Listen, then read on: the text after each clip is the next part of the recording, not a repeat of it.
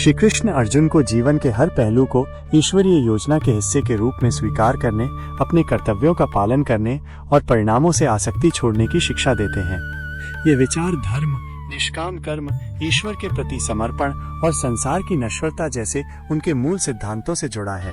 आइए श्री कृष्ण इस कथन पर क्या कह सकते हैं, इसे विस्तार से समझें। ईश्वरीय योजना और समर्पण।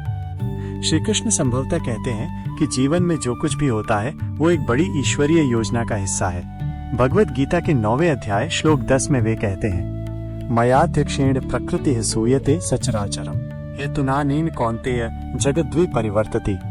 इसका अर्थ है, मेरे संन्यास में प्रकृति चर और अचर को जन्म देती है। इस कारण हे कुंती पुत्र, विश्व का चक्र चलता है। इस श्लोक से स्पष्ट है कि विश्व में होने वाली हर घटना ईश्वर की इच्छा के अधीन है। श्री कृष्ण ये समझाएंगे कि जो कुछ भी अच्छा या बुरा प्रतीत होता है वो मानव की सीमित समझ का परिणाम है। कठिनाइयाँ, हानि या दुख भी आत्मा के विकास, आत्म साक्षात्कार और मोक्ष की ओर ले जाने वाली ईश्वरीय योजना का हिस्सा है। इस कहावत में विश्वास रखने के लिए ईश्वर की बुद्धिमत्ता पर भरोसा करना आवश्यक है।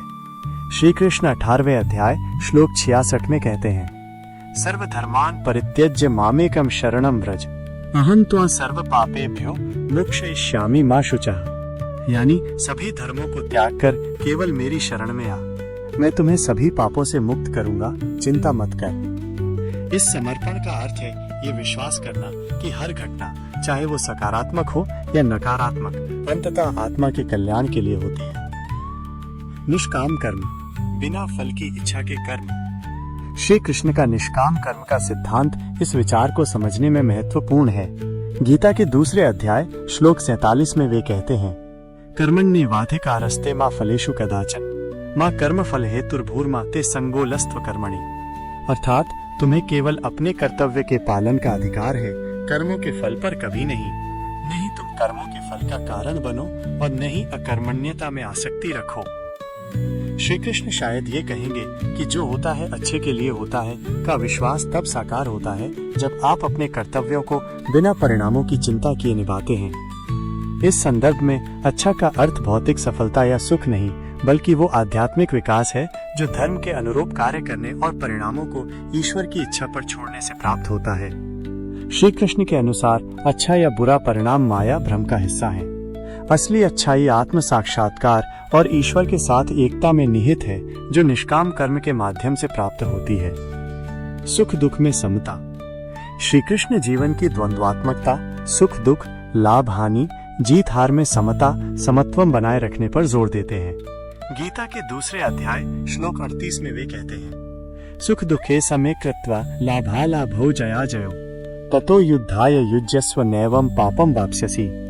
मतलब सुख दुख, लाभ हानि, जीत हार को समान समझकर अपने कर्तव्य के लिए युद्ध कर। ऐसा करने से तुम पाप नहीं कमाओगे। ये उपदेश सीधे इस विचार से जुड़ता है कि जो होता है अच्छे के लिए होता है। श्री कृष्ण कह सकते हैं कि जो बुरा लगता है, जैसे हार हानि या दुख, उतना ही मूल्यवान है जितना अच्छा, जैसे जीत, लाभ या सुख। दोनों ही क्षणिक हैं और संसार के चक्र का हिस्सा हैं। समता के साथ जीवन जीने से व्यक्ति इन द्वंद्वों से ऊपर उठता है और हर अनुभव को आत्मा की प्रगति के अवसर के रूप में देखता है।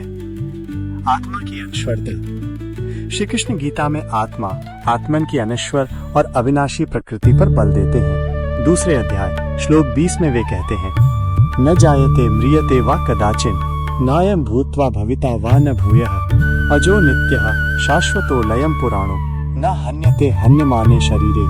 अर्थात आत्मा न कभी जन्म लेती है न मरती है, यह न तो कभी उत्पन्न हुई न होगी। ये अजन्मा, नित्य, शाश्वत और पुरातन है। शरीर के नष्ट होने पर भी ये नष्ट नहीं होती। इस दृष्टिकोण से श्री कृष्ण शायद कहेंगे कि जीवन की घटनाएं चाहे अच्छी हो या बुरी, केवल शरीर और मन तक सीमित है। आत्मा जो अनश्वर है, इन घटनाओं से अछूती रहती है। इस कहावत में अच्छा का अर्थ है आत्मा का मोक्ष की ओर बढ़ना, जो हर अनुभव के माध्यम से संभव है, बशर्ते इसे बुद्धि और भक्ति के साथ ग्रहण किया जाए। भक्त की रक्षा का आश्वासन। श्री कृष्ण का आश्वासन है कि जो उनकी शरण में आते हैं उनकी हमेशा रक्षा होती है। गीता के 9वें अध्याय श्लोक 22 में वे कहते हैं, अनन्याश्चिन्तयन्तो मां ये जनाः पर्युपासते तेषां नित्याभियुक्ताना योगक्षेमं वहाम्यहम्। यानी जो लोग अनन्य भाव से मेरा चिंतन करते हैं और मेरी भक्ति में लीन रहते हैं, उनके योग और क्षेम, उनके पास जो है उसकी रक्षा और जो चाहिए उसकी प्राप्ति का भार मैं स्वयं वहन करता हूँ। श्री कृष्ण कहते हैं कि जो होता है अच्छे के लिए होता है, में विश्वास करना उनकी रक्षा में भरोसे का प्रतीक है। भले ही घटनाएं प्रतिकूल प्रतीत हो, वे भक्त को आध्यात्मिक पूर्णता की ओर ले जाने के लिए ईश्वरीय योजना का हिस्सा है। भक्ति के माध्यम से व्यक्ति ये विश्वास रख सकता है कि श्री कृष्ण हर घटना को उनके परम कल्याण के लिए संचालित कर रहे हैं। ये विचार जीवन में कैसे अपनाएं? श्री कृष्ण का दर्शन केवल सैद्धांतिक नहीं बल्कि व्यावहारिक भी है। वे इस विचार को जीवन में अपनाने के लिए निम्नलिखित सुझाव देते हैं। 1. कर्तव्यों का पालन करें। अपने दायित्वों को परिणामों की चिंता किए बिना पूरी निष्ठा से निभाएं। 2. कृतज्ञता का अभ्यास करें। हर अनुभव को ईश्वर द्वारा भेजे गए पाठ या अवसर के रूप में देखें। 3. वैराग्य विकसित करें। परिणामों को नियंत्रित करने या उन्हें अच्छा बुरा कहने की इच्छा छोड़ दें। 4. विश्वास बनाए रखें। श्री कृष्ण पर भरोसा करें कि वे आपके परम कल्याण के लिए मार्गदर्शन कर रहे हैं। 5. ईश्वर का स्मरण करें। प्रार्थना, भजन जैसे हरे कृष्ण मंत्र या गीता जैसे शास्त्रों के अध्ययन के माध्यम से श्री कृष्ण को अपने विचारों में रखें। कर्म का सिद्धांत और अहंकार का त्याग। श्री कृष्ण कर्म, कार्य और उसके परिणाम के नियम को भी संबोधित करेंगे। यद्यपि सब कुछ ईश्वरीय इच्छा के अधीन है, मनुष्य को कर्म करने की स्वतंत्रता है।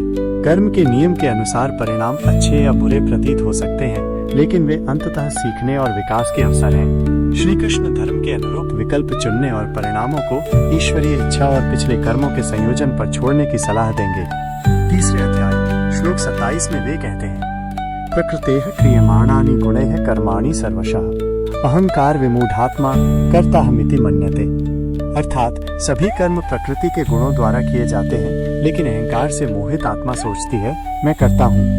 ये दर्शाता है कि हम कर्म करते हैं, लेकिन परिणाम प्रकृति और ईश्वरीय इच्छा द्वारा नियंत्रित होते हैं। इस विश्वास के साथ जीना कि जो होता है अच्छे के लिए होता है, अहंकार को छोड़ने और ईश्वरीय प्रक्रिया पर भरोसा करने में मदद करता है। परम लक्ष्य मोक्ष। श्री कृष्ण के लिए परम अच्छाई सांसारिक सफलता या सुख नहीं, बल्कि जन्म मृत्यु के चक्र संसार से मुक्ति है। जीवन की हर घटना चाहे सुखद हो या दुखद, इस लक्ष्य की ओर बढ़ने का अवसर है। भक्ति, निष्काम कर्म और ज्ञान के अभ्यास से व्यक्ति ईश्वरीय उद्देश्य के साथ शरणागति है। 7वें अध्याय श्लोक 16 में श्री कृष्ण उन भक्तों का वर्णन करते हैं जो उनकी शरण में आते हैं, चाहे वे दुखी हो या ज्ञान की खोज में हो। वे सभी को स्वीकार करते हैं और उन्हें मोक्ष की ओर ले जाते हैं। इसलिए श्री कृष्ण कहते हैं कि हर अनुभव जब भक्ति के साथ उन्हें समर्पित किया जाता है, परम अच्छाई ईश्वर के साथ एकता की ओर ले जाता है। निष्कर्ष, जो होता है अच्छे के लिए होता है को भगवद गीता के उपदेशों के आधार पर पूर्णतः समर्थन देंगे। वे कहेंगे कि सभी घटनाएं ईश्वर की योजना का हिस्सा हैं, जो आत्मा को विकास और मुक्ति की ओर ले जाती हैं। निष्काम कर्म, समता, ईश्वर के प्रति समर्पण और भक्ति के अभ्यास से व्यक्ति इस विश्वास को साकार कर सकता है। श्री कृष्ण हर अनुभव को ईश्वर के करीब जाने के अवसर के रूप में देखने और ये भरोसा रखने की सलाह देंगे कि हर घटना आत्मा की अनंत यात्रा में उच्चतर उद्देश्य की पूर्ति करती है। ये दृष्टिकोण इस कहावत को एक साधारण कथन से परे एक गहन आध्यात्मिक सत्य बनाता है, जो विश्वास, वैराग्य और भक्ति के साथ जीवन जीने की प्रेरणा देता है, ये जानते हुए कि श्री कृष्ण हमेशा आपके परम कल्याण की ओर मार्गदर्शन कर रहे हैं। श्री कृष्ण हमारे साथ हैं। दोस्तों, अगर वीडियो पसंद आई हो तो वीडियो को लाइक, शेयर और चैनल को सब्सक्राइब करें और कमेंट बॉक्स में राधे राधे जरूर लिखें।